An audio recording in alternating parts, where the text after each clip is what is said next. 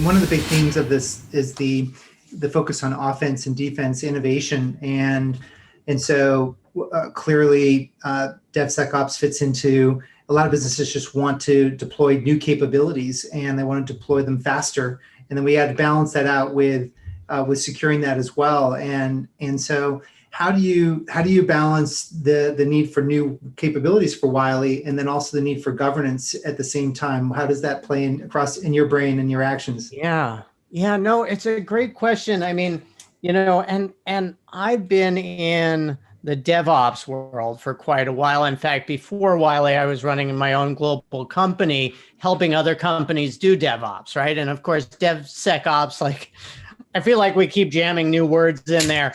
But DevSecOps is a component of DevOps and an extension of DevOps.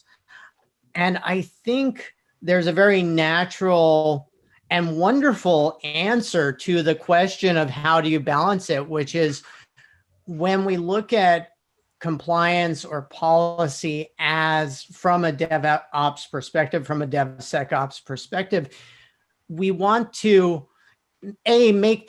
make the policy and compliance as light as possible. And this is coming from a CISO, right? So I am not one who's going to increase policy and process for the sake of process and compliance. But the other focus there is on automation and building it as part of what you do every day rather than something you strap on after the fact, right? So it isn't that we're going to test security into the process. It's that we're going to build it in and build it through automation. And the wonderful thing there, Bill, is that when that happens, you don't have to slow down to do security. You don't have to say, okay, we're about to deploy, everybody stop everything. We're going to take a month to do a security audit, right? You can say, no, if it's been deployed, it's secure by design. And that's a really exciting place to be. So how do you, just if we could unpack the word automation, I'd love to know what you mean by that. Because I wholeheartedly agree. It's, if we don't, I mean, the days of a 3-ring binder security assessment are done. Like we need that, the always on security, it's to be always on. But let's unpack the word automation. What do you mean by that? Yeah, so it's a good question because there's so many pieces to that, right? But I think in particular, I'll give 2 pieces of it. One is securing the deployment so that you're secure by design, right? And this is, we talk a lot about shift left and how do we ensure that you're finding out about security as early on in the process. So when developers are developing code, they're not just getting warnings in their IDE, in their development environment about, syntax errors. They're getting warnings about, hey, potential exposures to different security issues, right? So if we can get them fixed before the code's even checked in, that's ideal, right? And that's a piece of it. So securing the code, but then as it's checked in, right, automating the pipeline so that you're automatically running your security tests, so that when it gets to production, it's already secure by design, right?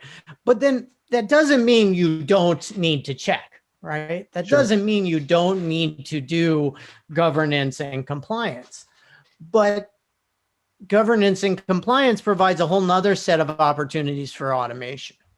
And there's, I'm not sure, we can get into it in more detail, but around compliance and governance, there's a whole nother set of opportunities that we can realize there as well. So what you're saying is the code is developed securely up front and prior to checking. So it's yes. Okay. And is that something that you recommend we just run through an automated tool to check the code right up front, or is it depending on the individuals? How does no, there's a few places where you need to check that, right? One is while they're developing the code, so even before it's checked in, it's been through some security. Then there's, hey, we check in, we're doing our merge. Part of your testing, your automated testing, that's part of your continuous integration and continuous deployment pipeline needs to also be security testing. And look, don't get me wrong, I'm not saying, and then we're done. Yep, everything that went out there can have a flaw, right? There's all sorts of other places you can have it, including the infrastructure, including the way that different pieces of that code are working together.